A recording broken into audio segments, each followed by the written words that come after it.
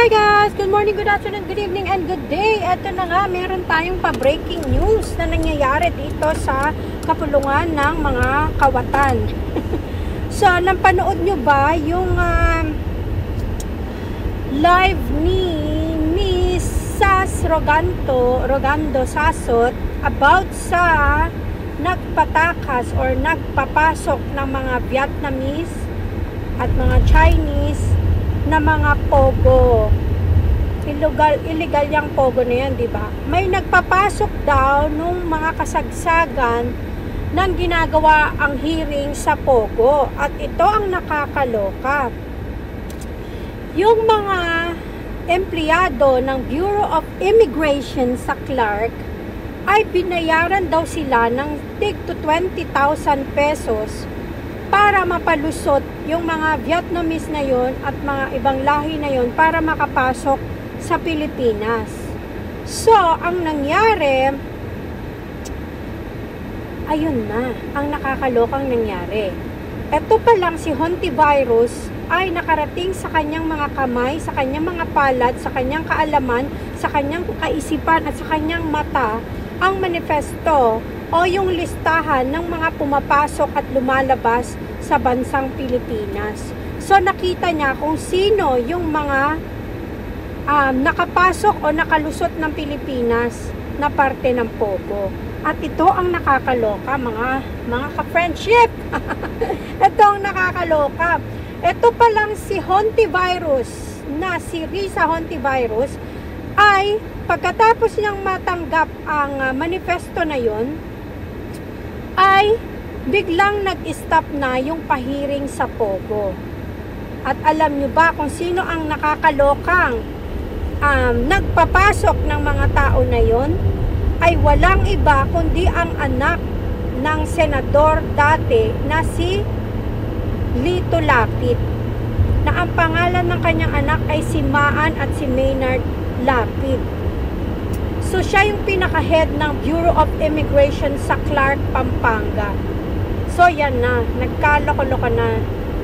May mga binayaran silang mga tao sa Bureau of Immigration para magpapasok sila ng mga Vietnamese o ng mga pogo sa Pilipinas. At ang nangyari, nung nabuking yung pogo na yan, ay nagsipagtakas ang mga tao na yan, mga Vietnamese na yan, Chinese na yan, at pinatakas di umano nitong anak ni Lito Lapid na si Maan Lapid at yung Maynard Lapid. So, nakakaloka na idinidiin nila ang pogo sa pangalan ni PRRD, tapos sila pala tong may ginagawang kalokohan. Kakahiya talaga tong si Risa Hontivirus. Ngayon, magpaliwanag ka. Kasi kung yan ay mga charot-charot lang at mga chika-chika lang, si Maan na siyang nagpapasok o nagpatakas, papasok sa Pilipinas ng mga tao na yan, sila daw ay, yung mga kasama nila sa Bureau of Immigration ay nabayaran ng tig to 20,000. Ang masaklap, umalma at nag-isplok at nagsabi at naglaglag sa kanila yung mga binayaran nila sa Bureau of Immigration sa Clark dahil nga sa 20,000 pesos lang daw ang natanggap nila, to think na malaki daw ang ipinayad sa mga tao na yan. So yan ang nakakalurky. Abangan natin kasi mga anak ng senador na Lito Lapid ang kasangkot sa anomalya ng pogo na yan na nagpatakas doon sa mga Vietnamese. Natural, may bayad yan. At magkakaalaman kung ano na. Di ba ang sabi kahapon ni Bangag BBM, wala daw bahid ng korupsyon yung mga nasa line-up niya. So, ayan na. Biglang may lumabas na ganyan. Paano niya kaya yan iaano? Anong gagawin niya na ganyan ang lumabas?